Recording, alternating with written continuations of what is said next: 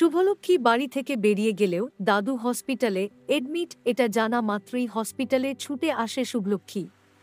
Hello বন্ধুরা, আমি চন্দনা, আমার চ্যানেলে স্বাগতম। সর্বশেষ সংবাদ আপডেট পেতে দয়া করে চ্যানেলটি সাবস্ক্রাইব করুন এবং বেল আইকনটি টিপুন। শুভলক্ষ্মী সেদিন সকালেই জানতে পেরেছিল তার প্রিয় দাদু অসুস্থ হয়ে হসপিটালে ভর্তি হয়েছেন। পরিবারে উত্তেজনা, উদ্বেগ সবই জমাট বেঁধেছিল। অথচ এতটা গুরুত্বপূর্ণ সংবাদ শোনার পরেও শুভলক্ষ্মী একটু বিচলিত হয়নি, বরং সে বাড়িতেই থেকে গেল যেন কিছুই ঘটেনি। প্রতিদিনের মতো তার রুটিন ছিল অটুট। প্রাতরাশের পরে সে নিজের ঘরে গিয়ে কিছু বই পড়ল, তারপর সোশ্যাল মিডিয়ায় কিছু সময় কাটাল। বাড়ির অন্য সদস্যরা যখন হসপিটালের জন্য ব্যাগ গোছাচ্ছিল, রক্ত দিতে প্রস্তুতি নিচ্ছিল বা ডাক্তারদের সঙ্গে ফোনে কথা বলছিল, তখন শুভলক্ষ্মী নিজেকে সেই অশান্ত পরিবেশ থেকে গুটিয়ে রেখেছিল। তার চোখে মুখে চিন্তার লেশমাত্রও ছিল না। মা তাকে বারবার ডেকে বলেছিলেন, তোর দাদু খুব সিরিয়াস, একটু দেখে আয়, হয়তো তোকে একবার দেখলে ভালো লাগবে তার। কিন্তু শুভলক্ষ্মী কেবল বলেছিল, আমি এখন খুব ব্যস্ত আছি, পড়ে যাব।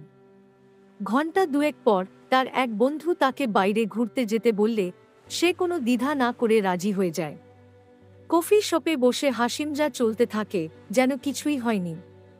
কেউ যদি তাকে জিজ্ঞেস করত, তোমার পরিবারে কি সব ঠিক আছে, তাহলে সে নিশ্চিন্ত ভঙ্গিতে উত্তর দিত, সবই তো ঠিক আছে। এদিকে হসপিটালে দাদু চোখ খুলে তাকাচ্ছিলেন। তিনি বারবার শুধু একটাই প্রশ্ন করছিলেন, শুভলক্ষ্মী এলো না এখনো? কিন্তু তার প্রশ্ন শুনে উপস্থিত আত্মীয়রা মাথা নিচু করে থাকত। দাদুর মুখে হতাশার ছায়া পড়ছিল, কিন্তু শুভলক্ষ্মী সেই মুখটা দেখতে পেল না, কারণ সে আসেনি। রাত গড়িয়ে সকাল হল। হসপিটালে টানা ২৪ ঘণ্টা পার হয়ে গেল। ডাক্তাররা জানালেন দাদুর শারীরিক অবস্থা আগের মতো নেই, অবস্থা সংকটজনক। এবারও শুভলক্ষ্মী এল না। শেষমেশ পরিবারে কেউ একজন বলল, আমরা জানি না শুভলক্ষ্মী কেমন করে এত উদাসীন হয়ে থাকতে পারে। যে মেয়েটা দাদুর সবচেয়ে প্রিয় ছিল, সেই আজ দাদুর এই দুর্দিনে পাশে নেই। এরপর হসপিটাল থেকে একদিন ফোন এলো, খবরটা ভালো ছিল না। যখন বাড়ির সবাই কান্নায় ভেঙে পড়ল, তখন শুভলক্ষ্মী নিশ্চুপ হয়ে রইল।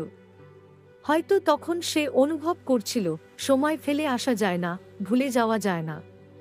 কিন্তু তার সেই উদাসীনতা তখন আর কিছু ফিরিয়ে দিতে পারেনি।